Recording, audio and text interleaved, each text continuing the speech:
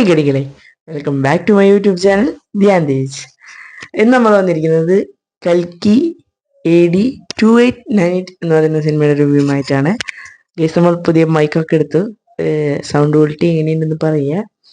എനിക്ക് കേട്ടിട്ട് കുറച്ച് പ്രശ്നമുള്ളതായിട്ടാണ് തോന്നിയത്, എന്നാലും 300 രൂപയുടെ പ്രൈസ് റേഞ്ചിൽ ഇത് വർത്തായിട്ട് തന്നെയാണ് തോന്നിയത്. സോ നമുക്ക് കൽക്കി 2898 AD എന്ന് പറയുന്ന സിനിമയുടെ റിവ്യൂലോട്ട് എടുക്കാം.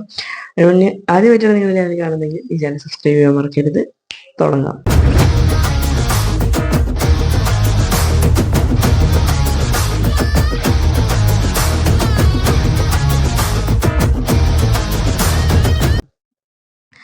സോ ഗൈസ്, ഈ സിനിമയെ പറ്റി പറയുകയാണെങ്കിൽ അത്യാവശ്യം എനിക്ക് എക്സ്പെക്റ്റ് ചെയ്ത് തന്നെയാണ് ഞാൻ പോയത്. ഈ സിനിമ ഇറങ്ങിയ തൊട്ട് പോസിറ്റീവ് റെസ്പോൺസുകളും കാര്യങ്ങളും. സ്കൂളൊക്കെ തുറന്ന കാരണം ഫസ്റ്റ് ഡേ ഒന്നും കാണാൻ പോകാൻ പറ്റില്ല. ഇതിപ്പോൾ ശനിയാഴ്ചയാണ് ഞാൻ കാണാൻ പോയിരിക്കുന്നത്. അപ്പോൾ 3D ആണ് കണ്ടിട്ട്. ആദ്യം തന്നെ 3Dയുടെ ഒരു എക്സ്പീരിയൻസ് പറയാം. 3D എന്ന് പറയുമ്പോൾ ഒട്ടും മോശമല്ലായിരുന്നു. കൺവേർട്ടഡ് ആയിട്ടുള്ളതാണ്, അതായത് 3Dയിൽ ഷൂട്ട് ചെയ്തൊരു സിനിമയില്ല, കൺവേർട്ടഡ് 3D ആണ്. അങ്ങനെ വെച്ച് നോക്കുമ്പോൾ ഇറ്റ്സ് ബെറ്റർ. RRRും അങ്ങനെയൊക്കെ തന്നെയാണ് ഇറക്കിയിരുന്നത്. ബട്ട് RRR ഞാൻ 2D ആണ് കണ്ടത്, മിക്ക തിയേറ്ററിൽ 2D ആണ്. ബട്ട് ഇത് മിക്കയിടത്തും 3D ആണ് എല്ലാവരും പ്രിഫർ ചെയ്യുന്നത്. അതുകൊണ്ട് ഞാൻ 3D ആണ് പോയി കണ്ടത്. അപ്പോൾ 3Dനെ പറ്റി പറയുകയാണെങ്കിൽ ചില സ്ഥലത്തൊക്കെ കുറച്ച് ബോറായിട്ട് തോന്നിയെങ്കിലും ബാക്കി എല്ലാ സമയത്തും നല്ല വിഷ്വൽ ട്രീറ്റ് തന്നെയാണ്. പിന്നെ പടം നല്ലൊരു എക്സ്പീരിയൻസ് ഉള്ള സിനിമയാണെങ്കിൽ പിന്നെ ഒന്നും നമ്മൾ ബാധിക്കില്ലല്ലോ. ആ ഒരു ഇതിൽ നമ്മൾ കിടലായിട്ട് തന്നെ കണ്ടുപോകും. ഞാൻ കണ്ടത് ഒരു 4K സ്ക്രീനിലാണ്, നമ്മുടെ ചെമ്പശ്ശേരിയിലാണ് ഞാൻ കണ്ടത്.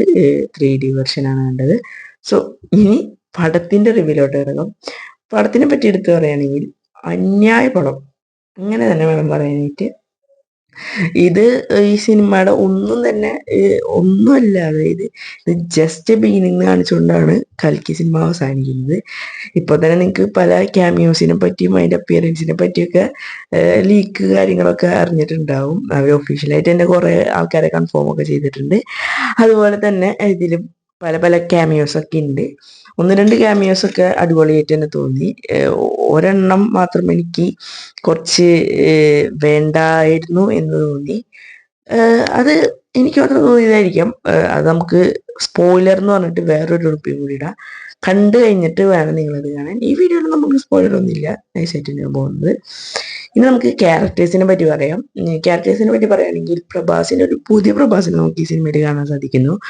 കാരണം എന്താണെന്ന് വെച്ചിട്ടുണ്ടെങ്കിൽ ആളൊരു ഹ്യൂമർ, അതായത് ഒരു ഫുൾ ഓൺ കോമഡി, ഒരു സീരിയസ്, അതായത് സെൽഫിഷ് ആയിട്ടുള്ള, അതായത് ഒരു നോർമൽ ഹീറോ പരിവേഷം അല്ല നമ്മുടെ പ്രഭാസിന് ഇവിടെ കിട്ടിയിരിക്കുന്നത്. മൊത്തത്തിൽ പറയുകയാണെങ്കിൽ സ്പോയിലർ ആയപ്പോൾ ഈ സിനിമയുടെ ഓരോ കാര്യം പറഞ്ഞിട്ടുണ്ടെങ്കിൽ നിങ്ങളുടെ ആസ്വാദനത്തിനെ ബാധിക്കും. അതുകൊണ്ടാണ് ഞാനിങ്ങനെ എടുത്തെടുത്തൊന്നും പറയാത്തത്. പിന്നെ പറയുകയാണെങ്കിൽ നമ്മൾ അമിതാഭ് ബച്ചൻ്റെ കിടിലായിട്ടുള്ള പെർഫോമൻസ് ആണ്. അമിതാഭ് ബച്ചൻ അഴിഞ്ഞാടി തന്നെ വേണം പറയാൻ, അമ്മാരി പെർഫോമൻസ് ആണ്. പിന്നെ ഇതിൽ മഹാഭാരതത്തിൻ്റെ കുറച്ച് സീക്വൻസുകളൊക്കെ ഉണ്ട്, കണ്ണ് തള്ളിപ്പോവാന്നൊക്കെ പറയില്ലേ, ആ അവസ്ഥയായിരുന്നു. കിടിലായിട്ട് ഡയറക്ടർ മേക്ക് ചെയ്ത് വെച്ചിട്ടുണ്ട്. എനിക്ക് തോന്നുന്നു ഒരു 3 മിനിറ്റ് മാക്സിമം പോയാലും ഉണ്ടാവുള്ളൂ മഹാഭാരതത്തിൻ്റെ സീനൊക്കെ. അതൊക്കെ എടുത്തു വെച്ചിരിക്കുന്ന ലെവല് കാണാൻ എൻ്റെ ഇഷ്ടമാണ്, ഒരു രക്ഷയില്ല. പിന്നെ നിങ്ങൾ ഒരു സിനിമ കാണണം, നിങ്ങൾ ഒരു 3D ഗ്ലാസിൻ്റെ അതൊക്കെ ഒരു 160 രൂപ നിങ്ങൾ കൊടുത്ത് നിങ്ങളൊരു 3 മണിക്കൂർ തിയേറ്ററിൽ ഇരിക്കുകയാണെങ്കിൽ നിങ്ങൾ നിരാശപ്പെടില്ല എന്നുള്ളതിന് 100% ഗ്യാരണ്ടി ഞാൻ തരാം. അത്ര എനിക്ക് ഈ റിവ്യൂവിൽ ഇനി പറഞ്ഞ് വൈൻഡപ്പ് ചെയ്യാനുള്ളൂ. 100% എൻ്റർടൈനിങ് ആയ നല്ല കിടിലൻ കഥയും അതിനോടൊപ്പം തന്നെ മേക്കിങ്ങും ആൾക്കാരുടെ അഭിനയം ഉള്ളത്. പിന്നെ വേറെ കുറേ ആൾക്കാരുണ്ട്, നമ്മൾ 5 മിനിറ്റ്സ് റിവ്യൂ ചെയ്യാൻ അധികം പോകുന്നില്ല. ദീപിക പദുക്കോണായാലും കമലഹാസനായാലും പിന്നെ ബാക്കി കുറേ ആക്ടേഴ്സ് ആയാലും എല്ലാവരും കിടിലായിട്ട് തന്നെ ചെയ്തിട്ടുണ്ട്.